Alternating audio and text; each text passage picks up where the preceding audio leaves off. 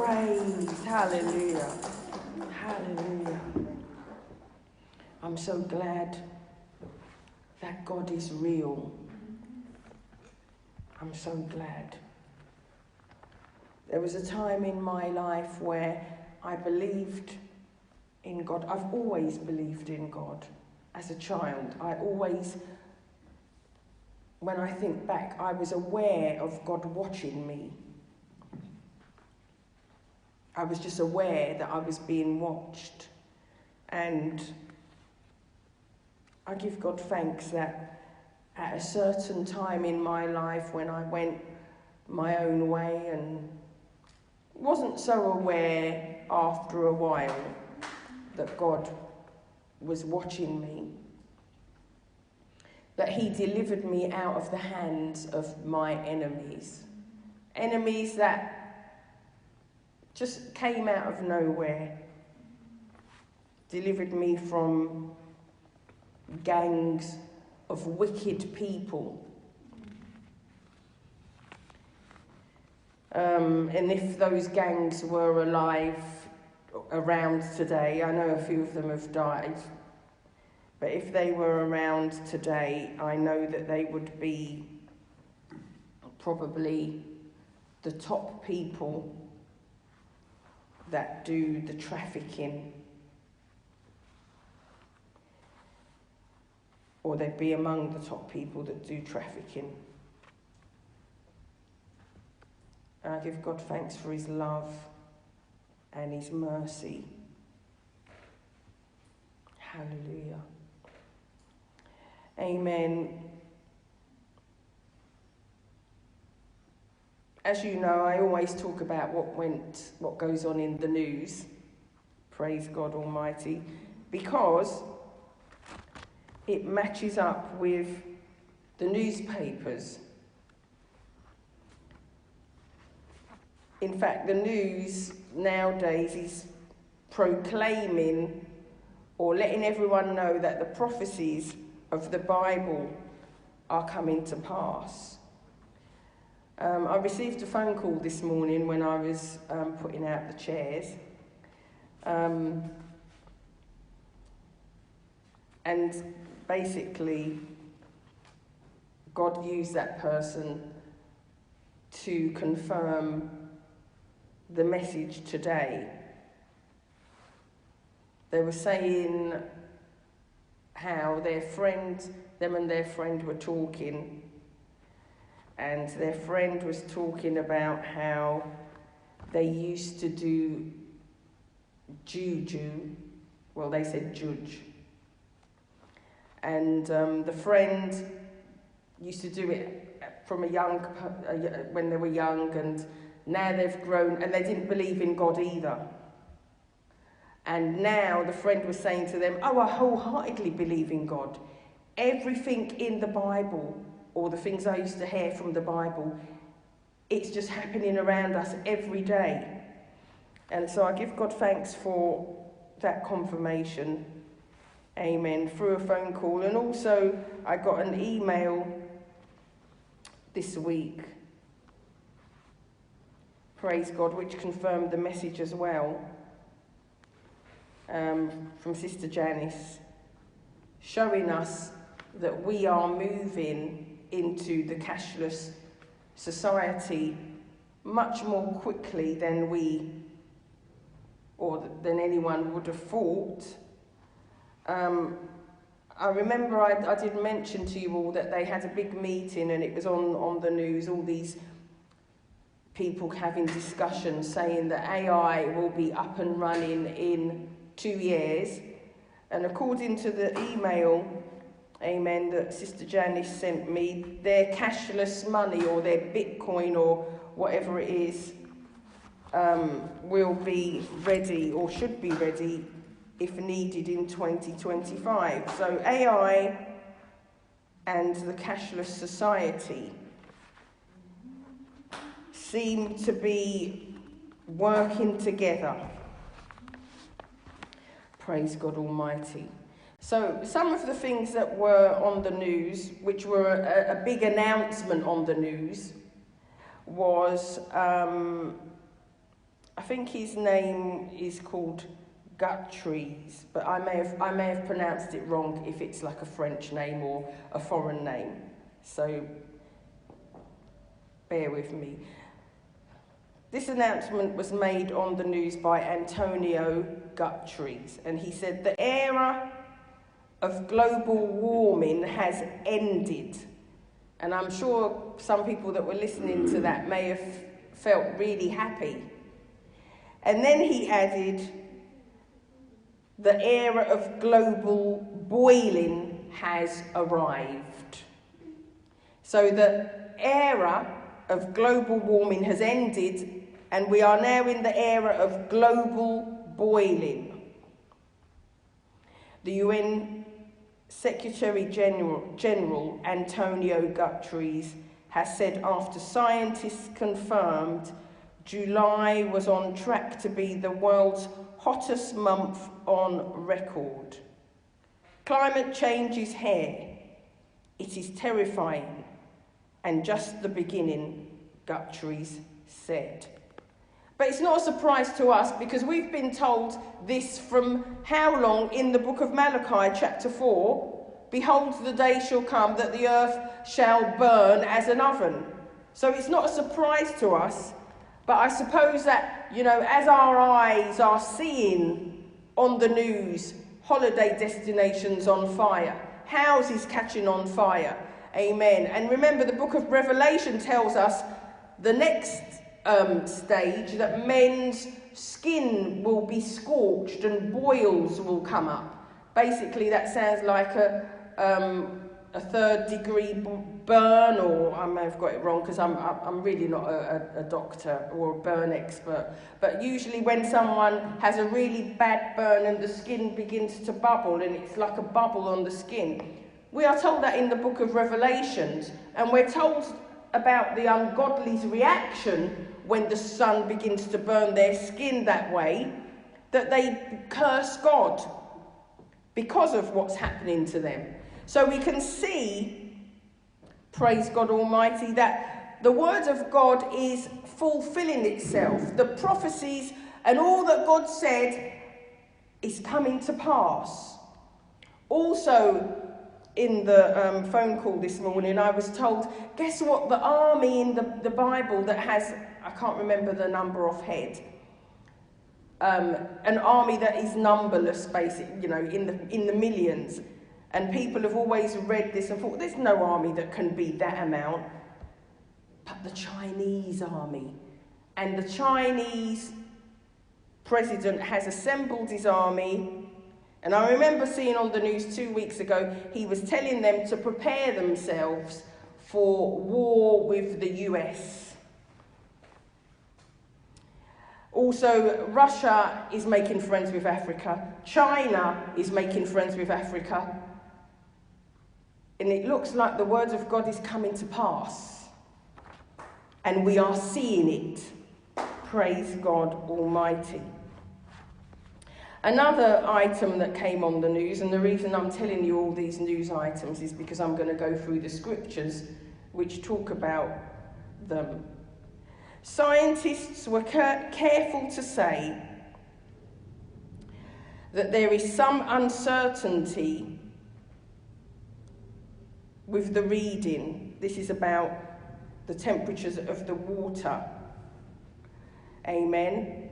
But the buoy at Matinee Bay hit 101.1 degrees Fahrenheit, which is 38.4 degrees Celsius. And that was on Monday evening, so that's in the cool of the day, when the day begins to cool off.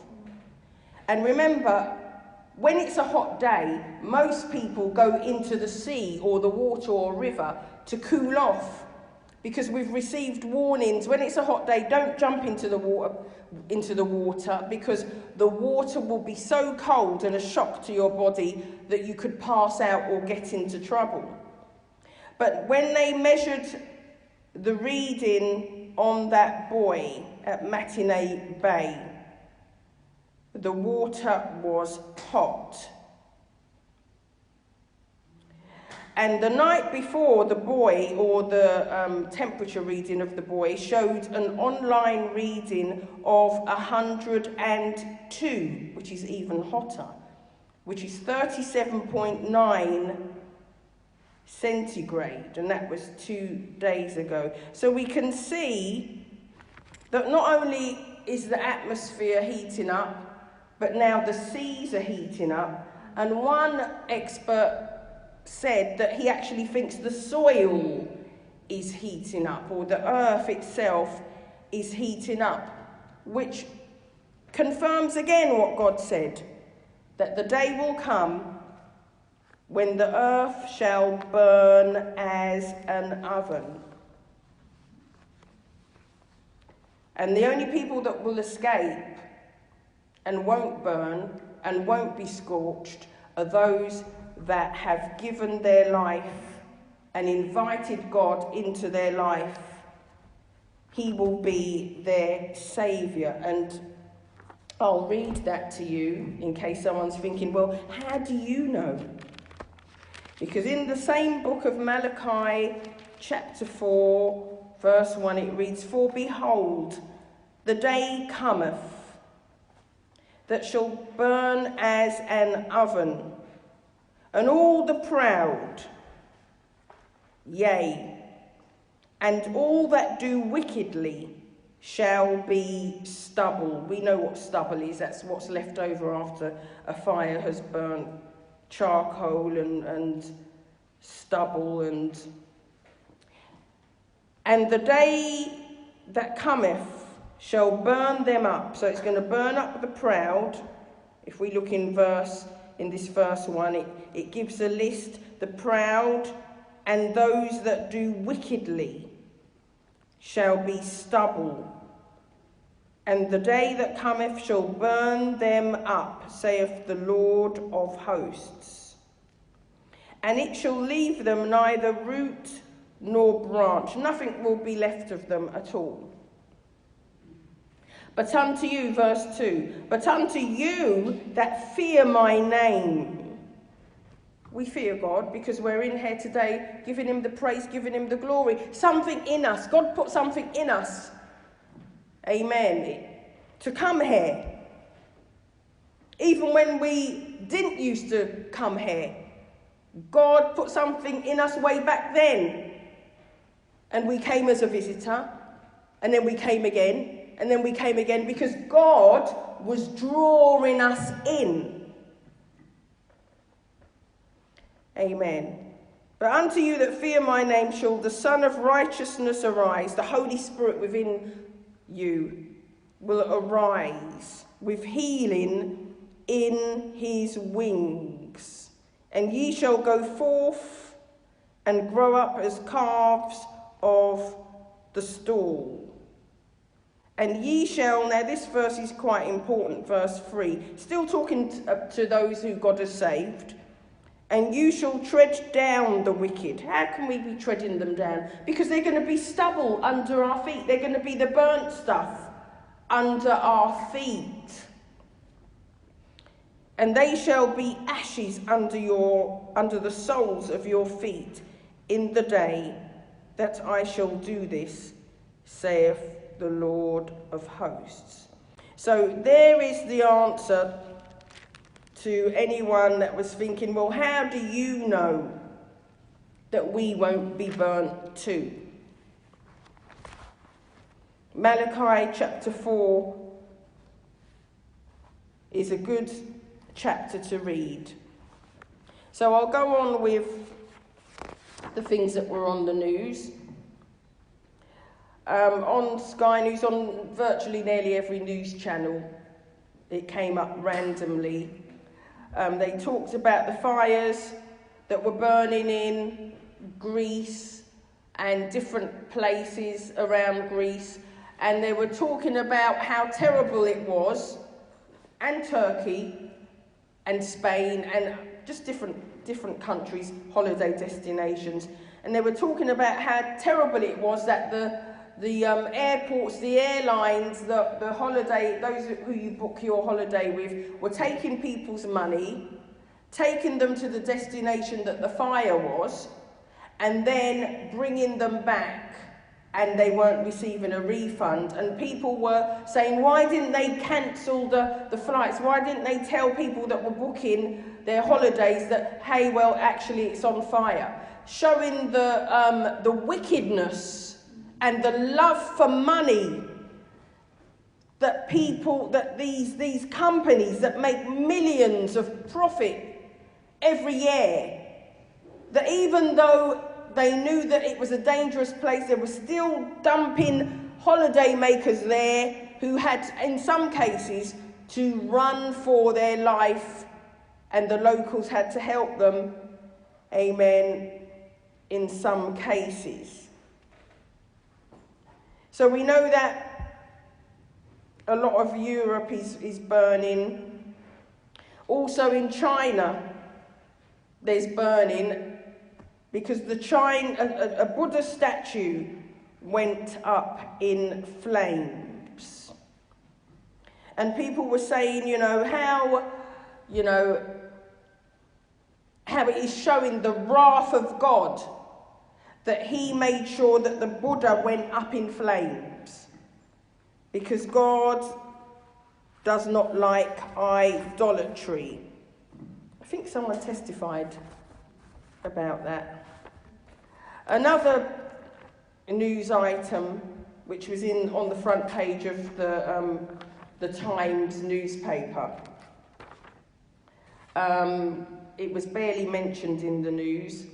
And they were talking about COVID's lost pupils and how all of these children, I don't know the percentage, but it's a big percentage. I'll just give it, say, maybe 70% of the pupils that didn't go to school during COVID didn't come back after COVID, or the COVID restrictions were lifted. And they're saying that this will cause a huge crime wave, because as these young people become adults and they want money and they want things and they want stuff, and life is getting harder and bills are escalating and parents cannot provide because of the escalating bills, that they will, a whole group, many of them will cause a crime wave. Which in the scripture, amen, 2 Timothy chapter 3, it reads, "This know also, that in the last days perilous times shall come." And we know what perilous means. It means when you're in peril, when you're in danger, when you're in fear for your life. And we're not talking about, those people who prey on individuals and just people who are wicked and opportunists. We're talking about people bolting up their front door or going out, making sure that they have to look over their shoulder. We're talking about the things that we see in those films where there is chaos, lawlessness, people in fear of their lives, gangs of people living together like tribes, going through houses, seeing what food is left. Because remember, where the Bible has given us a broad picture of the last day. So we've got the fire, we've got the water heating up, we've got the animals, which I didn't mention. Loads of animals, fish are dying. Species of plants are becoming extinct because they're being sprayed in most cases. So going back to the scripture, it says, "Perilous times shall come, and men shall be lovers of their own selves." So they don't care. It will get to a stage where, when I say men, it's men, women, children, mankind will just be looking out for number one, those who are not in God, will only be looking out for number one, their self. They'll be covetous, wanting things that belong to other people, that they have no right to want, no right to go after. Boasters, proud. We saw in the book of Malachi chapter 4 how the proud will become stubble, they'll be burnt. Blasphemers. Remember I told you in the book of Revelation, when the sun begins to scorch the men, amen, that God has not taken away from this place, amen, that they will curse God and say terrible things to God. Disobedient to parents, unthankful, unholy, without natural affection, truce breakers, breaking promises, false accusers, incontinent, fierce, despisers of those that are good, traitors, heady, high-minded, lovers of pleasures more than lovers of God, having a form of godliness, but denying the power thereof. From such turn away. So in this list that we read, we can recognise a lot of things. Without natural affection, that's someone who's just cold, has no more feelings or mercy, or, just there's no feelings left. Truce breakers, people that make promises and break it. False accusers, we know what a false accuser is, someone that accuses someone, tells lies on someone, frames someone, sets someone up. Incontinent. Now, the King James dictionary for incontinent means unbridled, uncontrollable. And there's going to be so much of that going on. Remember that group, they call them the lost generation? That group which they're predicting will cause a wave of lawlessness. Amen. These people will feel hard done by. But out of them all, God will draw in those that call on his name, those that belong to him. He will deliver them out of that group. Praise God Almighty. Hallelujah. Let's give God some praise. Hallelujah, God. We praise you, Almighty. Hallelujah, God. Hallelujah. So now we have proof all around us, in the news. Even the holiday makers now who didn't believe it, now it's been right in their face. The fires and the temperature rising. Now all of these things that God's talked about, warned us about, said would happen, now it's all happening. What will you do? What will I do? It's time to cry out to God. It's time to begin to pray and call out to God. Oh God, save us. God, come and get us quickly. God, come and save us quickly. Amen. This is the time to cry out to God, to search ourselves, to search our lives, to search our minds, to look and examine ourselves and see if there's any way, any wicked way within us. Is there any pride in me, oh God? Is there any unrighteousness in me, oh God? Is there any of these things that are in the people of the last days in me? God, I surrender to you. Let there be less of me. Let there be more of you. Purge me.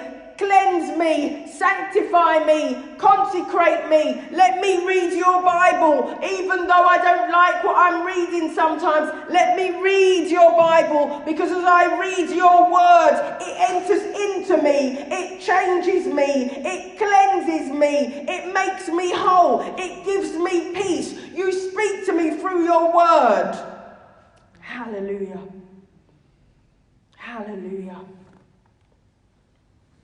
Acts chapter 2, verse 19 reads, "And I will show wonders in heaven above, and signs in the earth beneath, blood and fire and vapour of smoke."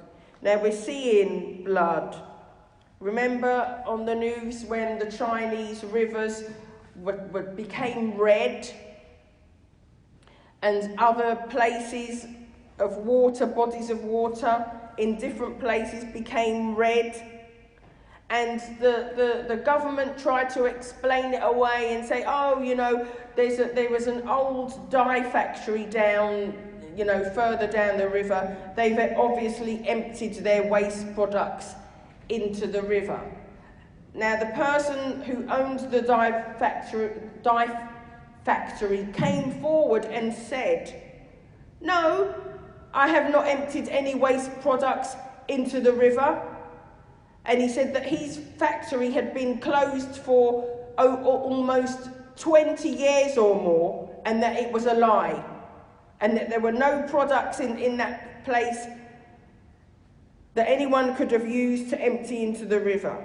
But then we had rivers turning red in other countries also, because the word of God is true. The word of God is coming to pass. The rivers didn't turn green. They didn't turn grey. They didn't turn yellow or any other colour, but they turned blood red. And it talks about and fire and vapour of smoke, and we're seeing fires, we're seeing vapours of smoke, and they're even telling us on the news that the hot weather that we're watching all of the Europe experience, we will probably have it next week or this week or the week after, because we've been getting the rain and the cool weather. But praise be to God, we will be like the three men who loved God in the Bible, Meshach, Shadrach and Abednego. And even though the earth is heating up, God will keep us.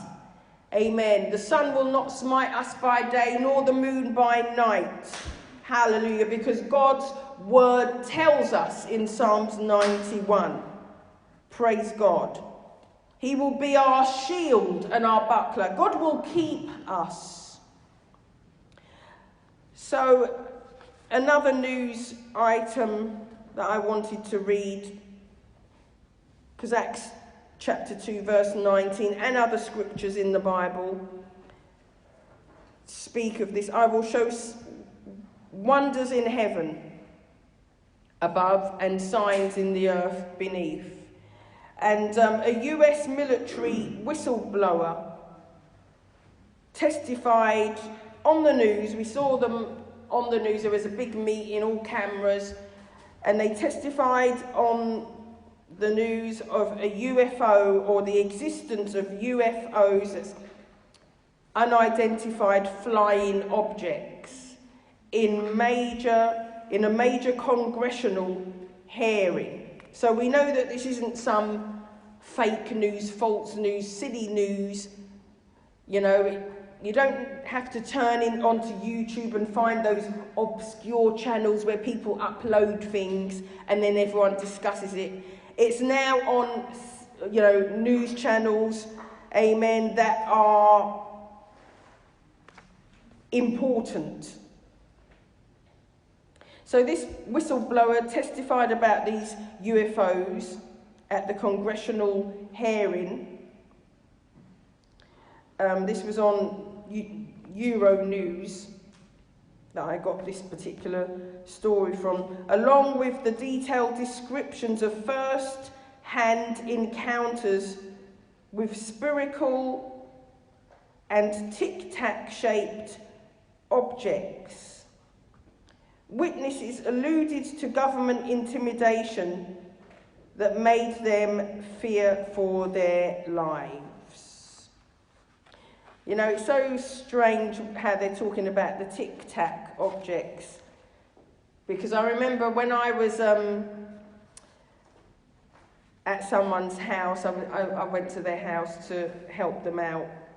They're not in the church or anything. There's two very old ladies. One was, I think she was 91, and the other one was 98. And I used to go around there some mornings to help out, and they were very strange, very strange. And I remember on the news they were talking about some tic-tac shaped object. And I remember the younger one was bullied by the older one. And the older one, remember, she's 98. And, you know, even though she was 98, she was really robust, and she didn't act like she was 98. She didn't talk like she was 98. Some days she didn't even look like she was 98. And I remember one time I'd finished with the younger sister and I went into the bathroom to wash my hands, and there was this strange object, very lovely bathroom, this very strange object, I suppose you'd call it modern art, on the side. And God said to me, turn it. And I thought, what? And he said, turn it. So I began to turn it, and then as I'm turning it, he said, stop. Anyway, I didn't think anything of it, and I just thought, I must obey God. I must always obey God. Anyway, I came out into the hallway, and there was a picture on the wall, and it was of all seaweed and underwater. It's a very deep undersea water picture, and it had this little tic-tac shape thing going through the seaweed. And I remember I said to the older sister, oh, that's an unusual picture, very sci-fi. And she said, oh yes, one of the children that I used to teach drew it for me. And then all of a sudden I had a light bulb moment, because the younger sister, and I wasn't even meant to share this, the younger sister had told me how her and her sister in World War I had lay flat on the ground while all the bombs and shelling and everything was going over, and they were quite frightened and they were huddled together, and I just thought this was so strange. Anyway, then God gave me another puzzle piece, and someone was talking about in times of war, when war's beginning, and especially in the midst of it, there's always UFOs going over, and soldiers saying how they saw aliens and all of this kind of thing. And then basically I realised that that was how the fallen angels, because aliens are fallen angels, and they're the offspring of fallen angels as well, but they didn't quite look human. They weren't human enough to walk amongst mankind. They weren't in God's image. And that was, they take the time of war to come down and spread themselves. But this time is different. This time they're going to be walking around exactly how they look. And that's why, because God has taken away the veil shall be taken away. Behold, we see through a glass darkly, the scripture says. Have you ever gone past a car with the tinted windows and you know someone's in there, but you can't quite make out who or... And that's how our vision is at this time, in this day and age. But God says in his word, he's going to take that away. And we're going to see everything as it is. So even those fallen angels who are walking around with cloaking device and all this kind of thing, or spells to make them look how everyone else is. God's going to just take the whole thing away. So there's going to be burning, lawlessness, the devil setting up his kingdom to bring in his cashless society. And then the government will say, we need to know who's human and who's not. Come and take the mark. Come and take this microchip in your right hand or in your forehead, so we have all of your details. Or he might use another tactic. But let me tell you something. God says in his Bible, in his word, I should say, that if whosoever takes that mark, that microchip, in their hand or in their forehead, that's it. You will be lost. You can never enter into heaven. You will be 100% the devil's property. Let God be true and every man a liar. Hallelujah. And I'll read you that scripture, Revelations 13, verse 17. In fact, I'm going to turn to it because I've only got verse 17 and I want to read from the verses before. So Revelations chapter 13.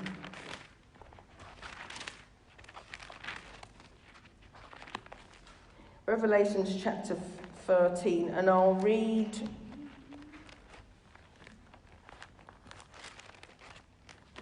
from verse 16.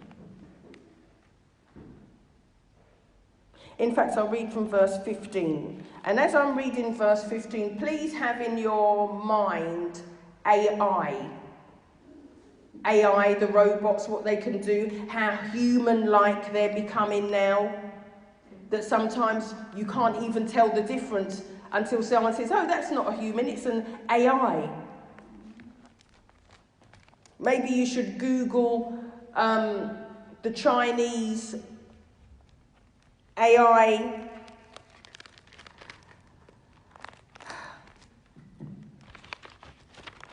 Chinese AI companies and what they're selling now. It will all come up. So verse 15 of Revelations 13 reads, and he had, talking about the Antichrist, and he had power to give life unto the image of the beast, and that the image of the beast should both speak and cause that as many as would worship the image of the beast. Sorry, let me start that again. I've missed a sentence. And he had power to give life unto the image of the beast, that the image of the beast should both speak and cause that as many as would not worship the image of the beast should be killed. So you're going to have some people that were not gathered by God into the wilderness, into a place of safety. They didn't love God, they didn't care about God, and then all of a sudden they realise, hey, it's true. They wanted to be part of the world and enjoy this life, and then all of a sudden they realise that God's word is true. And he causeth all, both small and great, rich and poor, free and bond, to receive a mark in their right hand and in their foreheads, and that no man might buy or sell, save he that had the mark, or the name of the beast, or the number of his name. Now, we all have an NHS number. We all have, these kinds of numbers, which passport number, you've got numbers on your birth certificate, you've got bank numbers, and all these things identify who we are. So basically what we're seeing is the devil cataloguing all those on the earth, all those who basically left it too late to give their life to God. Those are the ones who will say, no, I'm not taking the mark. So they will be the ones who die. They're executed. But they'll enter into heaven, because it tells us in Revelation about those ones who left it too late and said, I'm not taking the mark, I'm not belonging to the devil. They would rather die. It tells us in the Revelation, amen, chapter 7, verse 14, and it reads, and I said unto him, this is John talking to the angel, Sir, thou knowest. And he said, Lo. And he said to me, These are they which came out of great tribulation, and have washed their robes, and made them white in the blood of the Lamb. Therefore are they before the throne of God, and serve him day and night in his temple. He that sitteth on the throne shall dwell among them. Even though I'm talking about, praise God Almighty, those who refuse to take the mark and are put to death, I'm also going to include all of those who, throughout time, those that were put into slavery and throughout time who died because they would not worship what Caesar and Augustus and all those in the Roman Empire put before them. Those, amen, who would not conform to society and were hung on trees. The number is endless. Even in China, there were many Chinese that gave their life to Christ and they were executed. Amen. The number goes on and on. It's been going on in waves throughout the generations. The only way to escape this is written in the book of Acts chapter 2, verse 38, and I will read it. Amen, because I could be making all of this up. So the book of Acts chapter 2, verse 38 reads, Peter had just told a crowd of people about God and what was going to happen and how Christ died for their sins. And in verse 38 it says, Then they said, how can we be saved? And then Peter said unto them, this is the verse 38 of Acts chapter 2. Then Peter said unto them, Repent, and be baptized every one of you in the name of Jesus Christ for the remission or the removal of sins, and ye shall receive the gift of the Holy Ghost. For the promise is unto you and to your children, and to all that are afar off. That means even up until us now, in these last days when the earth is now heating up to burn and God's word comes to pass. Even as many as the Lord our God shall call. If you're sitting in this place or if you're listening to this message, amen, it's because God has called you. And we mustn't disobey God's call because we don't know if we have tomorrow. Hallelujah. We don't know if we have tomorrow. Praise God Almighty. Praise God Almighty. So I'm going to stretch my hands, and if you lift up your hands to heaven, I'm going to pray right now for every soul in this place. And God is real. God is real. He's done so much for me. Almighty God, you are the same God that when the doctors told me when I was 19 weeks in pregnancy and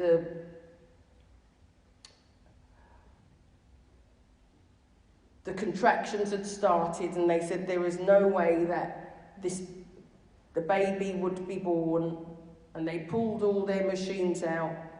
You are the same God that came in that hospital and touched my toes, stopped the contractions, and made me go full term, even a week over, and give birth to that miracle baby as the doctor said it. You are the same God who, when I was dying because of all of my problems and the anorexia and all the things that were going on, who pushed my soul back in my body. You are the same God who took me off cigarettes. You are the same God who said to me, don't drink. You're the same God who took away addiction from me when I was in my sorrow. You are the same God who caused my enemies not to have their way in my life.